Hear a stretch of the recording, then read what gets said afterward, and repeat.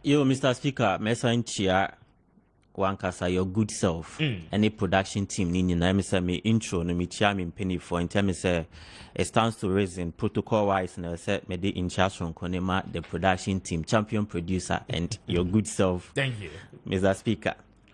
Now, Mr. Speaker, and then I'm Unia Bernard Odute Chiki Kanwahanu say NDC for more year organized. Yeah. And I say they have a lot of unity in their party. Ayana Okasa, opese or the history, opese okoti historical antecedent. Na mbeze me try say, bibi ojina no njina ye because PNDC, NDC, Ghana for year and feel. Ye pe party a ome di Ghana for bone. Kesiye pa wo manima. Ye PNDC under John Rawlings. Coming to NDC. Na okasa na MPP historical antecedent no akokoti buzi amono akoti hifan say MPP party disorganized sa no person try na edin be say me try ne say so okasa ho no onto ne ye na Ghana for remfi yaudie ni awhehia PNDC ni NDC e Ghana for ko mu na okase omoko peke form intino Professor Joshua Alabi ne die nim ko peke form Major Mahama. Look at the violence that characterized their women's and youth election held in Cape Coast. Esanko say university properties yehu ye glaring in Ghana. Entino ye can the violence party a yentimi yi NDC fo nko yi party bia. Again, one leadership of parliament.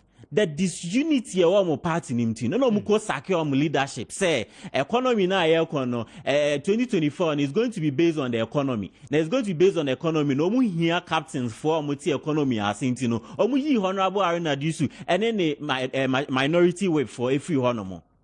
Etino the okano engineer so be nim say elections e si on Nigeria no is because of the disunity in the APC entina omoye den PDP for no entina APC for win. That is neither here. It's very unfounded say oduro techijina e wo studio am say no can say asem no but entin kwada no the me person me man who say Ghana for rain fee yaudia NDC for under chairman John Rawlings Ghana for komu G businessmen ni businesswomen juma fi omu nsemu G omo properties e fi omu nsemu sika krampo ye cock back ya na me person make Ghana for yaw nyoma Rawlings seize free Ghana for honoma up to now the pains are still existing in Ghanaians. Now and no debate ye concerning say ye be hit IMF targets no as I say ni akwa do the external debt restructuring ye China for near den engage made the say and then no China for ne mu na gibre e de letter aba say omuni Ghana for ba be den ba be engage on the subject matter say external debt ye wono ye ni ombedi ebinya nkutan de Mr. Speaker. De biana mpese yemfe wiase economy anase wiase economic outlook entoto ho ne yemfa Ghana de ye de enso ye de entoto ho na de bia me ka say the records are there to prove itself say ye fa the 4 years under John Mahama ne ye fa the 4 years under Kufuor the abysmal performance under John Mahama no it is there to show President Kufuor abone home modern beautifully from the period 2017 to 2020. Yes, even in the period of COVID, the economic indicators I mean you do the studio no onim clearly no na Ghana yijne na so. The buyer ya bedu bibia ya bedu a minister edi hu juma kese pa no eno ene ye pese Ghana for e den eti ase na ye pese ye ka se achia na mbuye na aban no nso egusu edi juma kese aban na ye juma bebre a meji brabo ni na so na afi Ghana for ati ase ye wi ya to ama Ghana for say Ghana for say na CEO entini ye koye nimu no pese ye sesa the fantastic policies in free SHS over 1.2 million Ghanaian children akọ school abani absorb basic education BEC fees wasi fees abana absorb provide a lot of incentive edema Ghana for nkra sa de ani ne pese abano Ghana for ye pese ye sesa na there be na de bia nka se IMF ne World Bank AEC wiase nyina sika kraba tanke pa members Ghana for ye ka ho country bia so ye den eka ho na tem bia no se ye data abani data na ye ode ba public na ye nuanu mponti ase ana se Ghana for tia no mo de propaganda se bia aban no en report ya ye nkofa IMF any World Bank for data at least number my parallel data you bet me the analysis. Mr. Speaker, in the year 2021 a year 2022 and I make say the exception years for Ghana. Your man to me anya den engine and naso a yegusu situation you ma buy no ye den I hold the bull by the horn I make sure say or did that solutions never Ghana for. Mr. Speaker, the characteristics are a barrier sisika same ni na ye say cost of living ebe pejanimu because COVID the buy no ye nyina yi ne edi ejuma kama we are seeing ni edi ejuma kama in terms of economic and in terms of international trade. Na your economy ni jina ne na so pepepe na fe no IMF for report say the AC we are see so nyina no number 1 sikasem ebe pejani mu tightening financial condition eye okwa kope sika okwa the international financial market ekwa kope sika dia ba be share wo economy ni mu a unya no se ne opese oye den unya no then again in so no the ba ebiemu ye say at the several shocks heti we are seeing in the economy several shocks in here say oh your country na say even developed countries na minya na ka say as o man no ye developed country ye developing country ntimi nkope say middle income yes ye middle income and I say developing country ntimi enkoje yetimi nkwa nkoje anase yenkosiki ye middle income etini yentimi nkwa nkoye den enkope anase yentimi nkosiki debt cancellation. Then again Mr. Speaker, the downturns that happen in China, you name him say China and so yeah, one of the biggest in terms of manufacturing, powerhouse parkers here. But COVID esi omukromo omu Wuhan no mono. Say a lot of things in China. If you deform pokra or Ghana no, omu ede inyoma na so omu the other sector China, the rate and I said the prices are Chinese factories now at least the crown or makes me about the cheaper cost of production. No prices no the mom it was way too high. Then again, Mr. Speaker.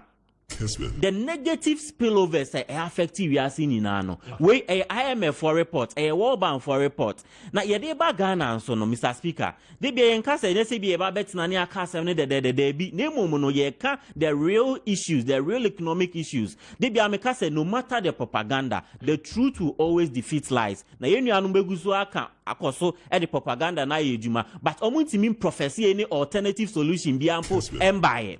Now again Yadeba Ghana, no, Mr. Speaker.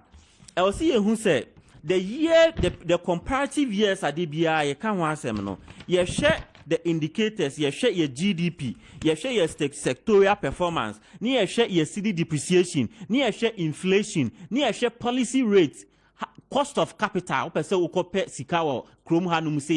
what price and I say at what rate down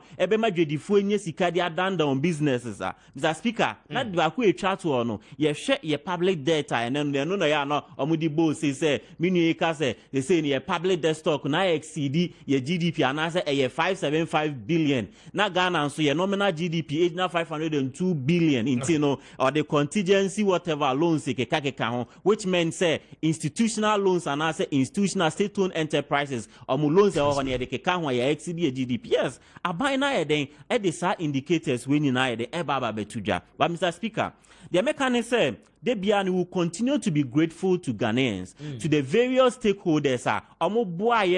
Finance Minister, achieve the domestic debt exchange exercise. Mr. Speaker, they be say for the year 2022. You compare Aban revenues, you compare Aban expenditure. The budget, as it was read in November 2021, the projected revenue for 2022 was 100.5 billion Ghana cedis. Now, Mr. Speaker, you didn't quite anymore. Abani who say only the achieve that revenue because the invasion of Russia in Ukraine, in terms of international trade, into a destructive global supply chain. Again, Ghana so near consuming a lot of fertilizer. It's most of our input into the fertilizer. No, you crabby free Ukraine and all that. Then against Russia, I had the biggest supply of crude oil. No, to the global markets. No, that's what Okokunto Kwana. Otimi hoarded the supply. No, it's a banisana. It distorted the price stability in terms of what oil. It's when the insusu asoye then ebe high economy. No, na de biameka say the economy. No, government in, government out. No, import driven. No, say we are say short seeing na happens and na ebe cripple economy. No matter how middle income even developed countries struggle. Look at what happened in the UK.